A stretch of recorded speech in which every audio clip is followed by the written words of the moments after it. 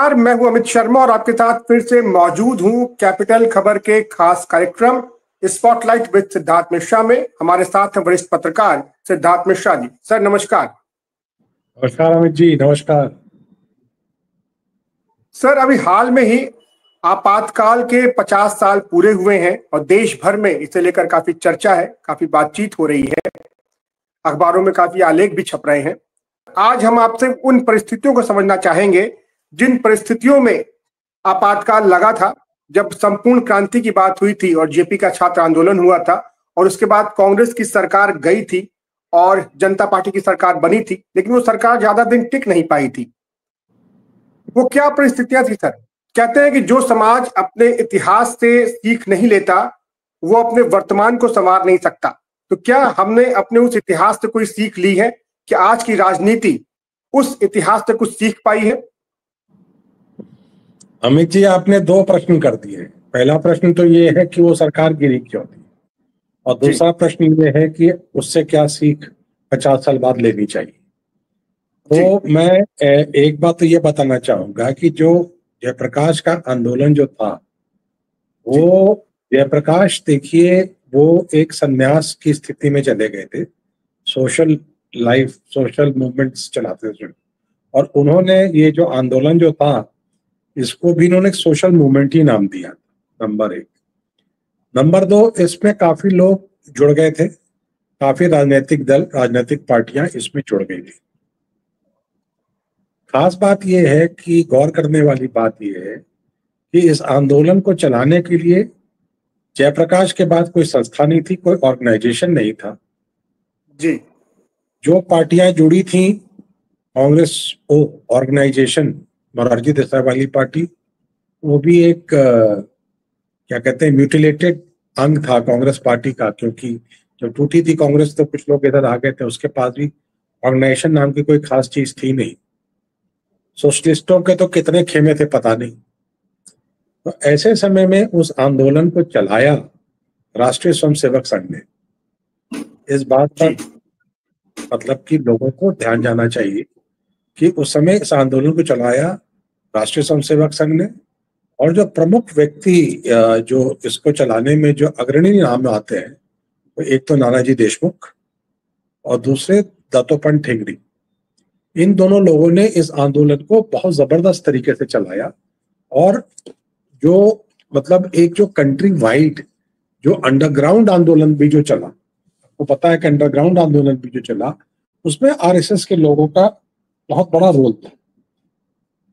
अब हम आ जाते हैं कि सरकार क्यों गिरी।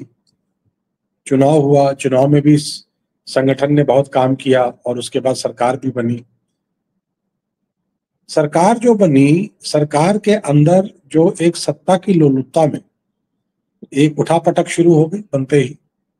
एक तरफ तो चौधरी चरण सिंह का धड़ा था, एक तरफ सोशलिस्टों का धड़ा था, एक बाबू जगजीवन राम भी थे जो कांग्रेस से टूट करके आए थे हेमवती नंदन बहुगुणा के साथ, और मोरारजी थे, और ऑफ कोर्स जनसंघ थी जो कि संघ परिवार से आती थी।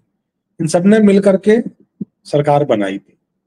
सरकार बन भी गई, लेकिन जब तक जेपी एक्टिव रहे, जयप्रकाश एक्टिव रहे, जयप्रकाश का कमांड कंट्रोल रहा, तब तक तो आरएसएस के रोल को इस आंदोलन ने माना, इस सरकार ने माना। लेकिन जेपी के शिथिल पड़ते ही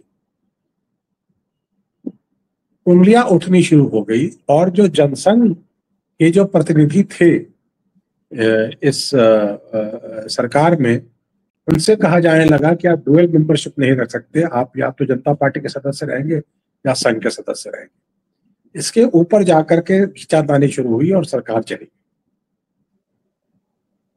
तो सबसे बड़ी बात तो ये है कि सरकार जाने के पीछे मूलतः कारण ये था कि ये सरकार एक आंदोलन से चलकर आई हुई सरकार। जिन लोगों ने उस आंदोलन को चलाया, आपने उन्हें ही निरस्त कर दिया, उन्हें ही आपने बेआबरू कर दिया। सरकार तो जानी ही थी, सरकार चली गई। और इसका लेसन जो उसके बाद जब जनता पार्टी से फिर जनसंघ के एलिमेंट्स अलग हुए और उन्होंने भारतीय जनता पार्टी का निर्माण किया 1980, और तब से यह पार्टी चल रही है और लगातार ग्रो कर रही है। इसके पीछे कारण ये है कि फिर से एंटी कांग्रेस राजनीति में तो ये हमेशा एक्टिव रही, लेकिन 10 साल के बाद जब 1989 में विश्वनाथ प्रताप सिंह की सरकार आई राजीव गांधी को रिप्लेस करके, तो उस आंदोलन में, उस इलेक्टोरल बैटल में तो कांग्रेस के विरोध में इन्होंने जनता दल के साथ कंधे से कंधा मिलाया, लेकिन सरकार में साथ नहीं आए, क्योंकि तब तक ये तय हो चुका था कि इनके अपने आंदोलन होंगे और इनकी अपनी ग्रोथ तभी होगी जब इनके अपने इंडिपेंडेंट आंदोलन होंगे, इनका अपना इंडिपेंडेंट पॉलिटिकल एजेंडा हो, इनका अपना इंडिपेंडेंट सोशल एजेंडा हो। क्योंकि कहीं ना कहीं, और यही हुआ, विश्वनाथ, हालांकि इन लोगों ने सरकार को ज्वाइन नहीं किया था, बाहर से सपोर्ट था, लेकिन फिर भी रथ यात्रा में आडवाणी जी को अरेस्ट किया गया, फिर सरकार गिरी, कितनी उठापटक हुई, यह सब इतिहास का पार्ट है, आप जानते हैं इसके बारे में। लेकिन अपने एक सोशल एजेंडा के साथ, अपने एक पॉलिटिकल एजेंडा के साथ और अपने ऑर्गेनाइजेशन स्ट्रेंथ को बढ़ाते हुए आज भारतीय जनता पार्टी एक स्थिति, पहले तो सरकार बनाई 1998 में, 2004 तक वो सरकार चली, फिर 2014 में सरकार बनाई जो अब तक चल रही, और कई स्टेट्स में सरकार बनी। तो लगातार अपने ऑर्गेनाइजेशन को मजबूत किया और अपने, क्या कहते हैं, अपने एजेंडाज को के ऊपर बहुत क्लैरिटी रखी। जो आप इतिहास से सीखने वाली बात जो कह रहे हैं, ये तो सीख ली भारतीय जनता पार्टी ने और उसका ग्रोथ हुआ। अब विपक्ष को क्या सीखना है? विपक्ष को यह सीखना है, खास करके कांग्रेस पार्टी को यह सीखना है कि जब सरकार, जनता पार्टी की सरकार गिरी थी 1980 में, उसका कारण ये था कि तब कांग्रेस के पास, और कांग्रेस वापस सत्ता में आई थी, तब कांग्रेस के पास बहुत ही स्ट्रॉन्ग पार्टी ऑर्गेनाइजेशन था। यह पार्टी ऑर्गेनाइजेशन महात्मा गांधी का खड़ा किया हुआ था नेशनल मूवमेंट के टाइम पे, जिसको कांग्रेस ने इनहेरिट किया, और वो कांग्रेस ने उसको चलते चलते यहां तक पहुंची थी, और उसी के बल पर वो आई 1998 में भी, 2004 में भी जब कांग्रेस सत्ता में आई, तो कहीं ना कहीं उस संगठन, गांधी के बनाए गए संगठन के अवशेष बचे हुए, अभी भी बचे हुए, जिसके बल पे कांग्रेस पार्टी चल रही है। लेकिन कांग्रेस के नेताओं को यह समझना है कि कैसे वो मजबूत करें, अपने ऑर्गेनाइजेशन कैसे मजबूत करें, नंबर एक। और नंबर दो, जैसे भारतीय जनता पार्टी ने 1980 के बाद से लगातार नेशनलिज्म का, कल्चरल नेशनलिज्म का, राम जन्म मंदिर का, इकोनॉमिक लिबरलाइजेशन का, कई तरह के उन्होंने जो एजेंडे सामने रख करके राजनीति की, उन्होंने उन एजेंडों ने उनको एक मजबूती प्रदान की। जनता पार्टी की सबसे बड़ी कमजोरी ये थी कि मेयर एंटी कांग्रेसिज्म के नाम पे तो आप एक बार आप सत्ता में आ गए, लेकिन सरकार नहीं चला पाए। उसी तरह से आज मेयर एंटी बीजेपीइज्म के नाम पे आप, हो सकता है कि आप बीजेपी को गिरा के 240 सीट पे ले आए हैं, कल को हो सकता है कि शायद आप सरकार बना ले, लेकिन क्या चला पाएंगे? ये बहुत बड़ा सवाल है। इसीलिए जो लेसन आपने मुझसे पूछा कि इतिहास को क्या लेसन लर्न करना है, बीजेपी ने क्या लेसन लर्न किया वो तो हमने आपको बता दिया, लगातार उस पर वो काम करी है। कांग्रेस को जो लेसन लर्न करना है वो करना है कि उन्हें अपने ऑर्गेनाइजेशन को फिर से बहुत मजबूत करना है, and there has to be clarity in their social and political agenda.